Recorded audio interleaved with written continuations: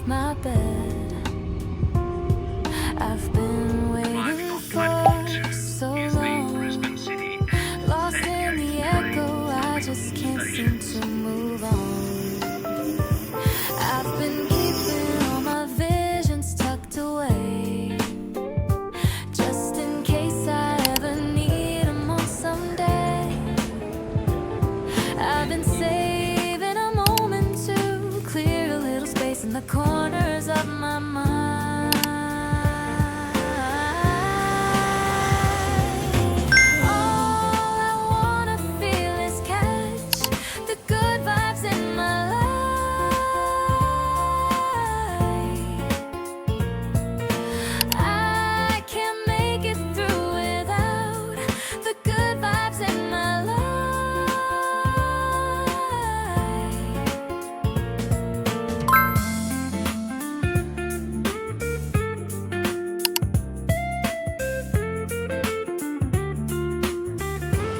Like over there, I can see a fourth coastal walk.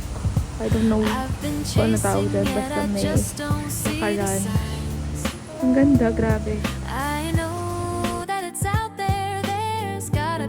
Nalaman mo talagang mayaman ang isang tao pag may mga boat sila sa may bahay nila. Super pretty here, grabe.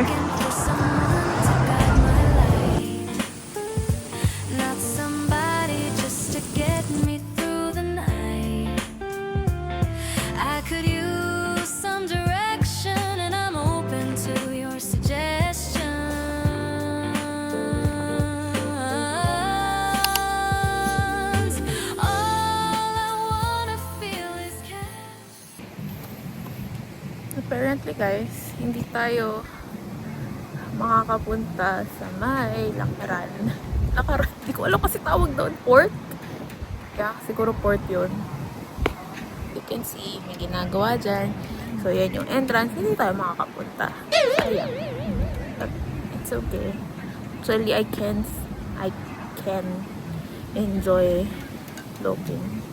Nakakatakot kasi nasigaw doon sa kabilang. Ito lang nakakatakot sa Australia. Ang daming mga maraming humihit-hit. Kaya ang daming nasigaw-sigaw.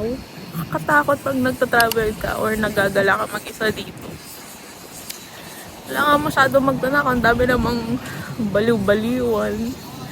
Ay, ang ganda sana. Wala talagang perfect na bansa, no? May kanya-kanyang trip. Kainis. So yeah, let's just enjoy yung magandang weather. Kasi ngayon lang ulit umaraw. This past few weeks, like 2 weeks, fortnight, umuulan talaga non-stop. So ngayon lang ulit nagka-araw. So let's just enjoy this weather. It's kind of windy and sunny at the same time. So napaka-fresco. Yeah. To be honest, hindi siya nabibigyan ng justice dito sa camera. Pero sobrang ganda niya as in. Kahit low tide. Actually, low tide ngayon. So, ang daming mga... Hindi ko alam kung ano tawag dyan. Ayan, hindi ko alam mga tawag.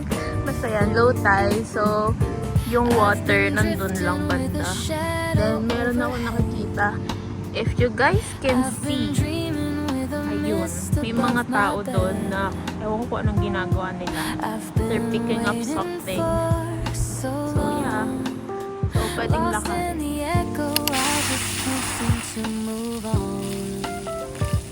I've been keeping all my visions tucked away, just in case I ever need them on someday.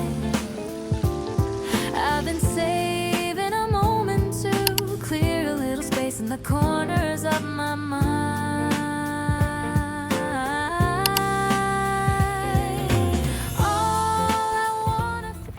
Nabasag ko yung screen. Sobrang hangin guys. Nabasag ko yung screen ng phone ko. Paano paano to? Sana yung protector lang yung nabasag, hindi yung mismong loob. Fudge!